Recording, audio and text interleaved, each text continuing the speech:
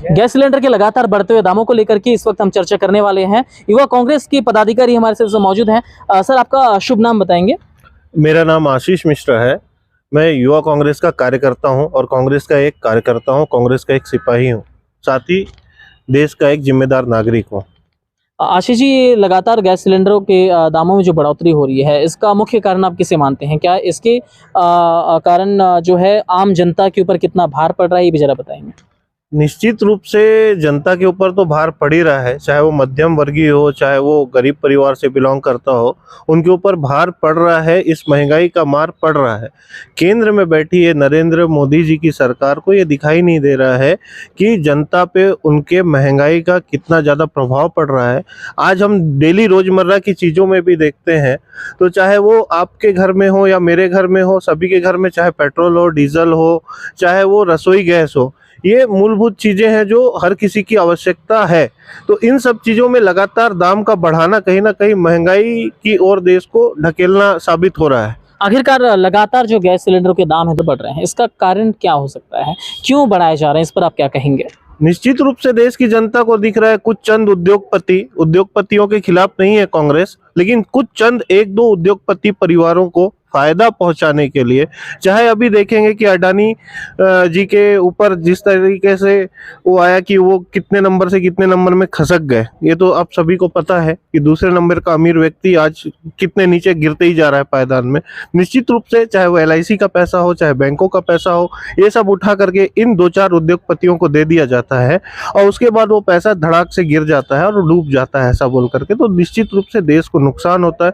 तो कहीं ना कहीं ये एक षड्यंत्र लगता है कि जनता की जेब से पैसा वसूल करके उनके कर्ज का भरपाई करने की एक कोशिश केंद्र सरकार कर रही है, जो कि जनता के भी सामने है।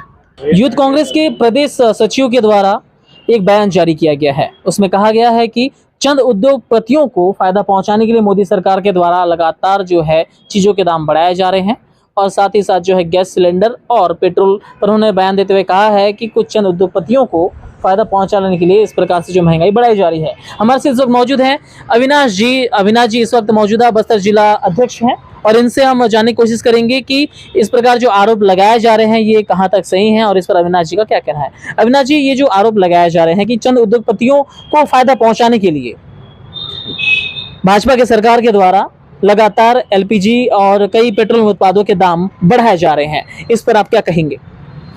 देखिए, सबसे पहली बात तो मैं कहना चाहूँगा मेरे कांग्रेसी जो मित्र हैं आशीष मिश्रा, कि कांग्रेस की कार्यकाल में जब मनमोहन सिंह जी प्रधानमंत्री थे, उन्होंने पेट्रोलियम जो कंपनी है उनसे बॉन्ड साइन किया था और वो बॉन्ड साइन मैं आपको बताता हूँ अपने आप में कर्ज लिया था और जब बॉन्ड लिया गया तो उसका जो ब्याज है, उसकी जो राशि थी, जो केंद्र सरकार मतलब मनमोहन जी की सरकार को, कांग्रेस सरकार को पटाना था और वो नहीं पटाए, जिसका खामियाजा देश की जनता पर, देश की जेब पर पड़ रहा है। आज वो जो कर्ज है, आज वो कर्ज का भार भी जनता की जेब में पड़ रहा है। मैं आपको बताना चाहता हूं आपके माध्यम से, कांग्रेस घड़ियालू आंसू बहाना बंद कर दे। मैं तो आपके माध्यम से आग्रह करना चाहूंगा, जो गांधी परिवार में जो कांग्रेस के जो ताबूत में जो उन्होंने देश का भ्रष्टाचार का पैसा छुपा के रखा हुआ है, उस पैसे को बाहर निकालें और देश हित में आगे लगाएं। मैं आपको बताना चाहूंगा, इतने पैसे हैं कांग्रेस और गांधी परिवार में और कांग्रेस नेताओं के पास में कि अगर वो पैसा निकालेंगे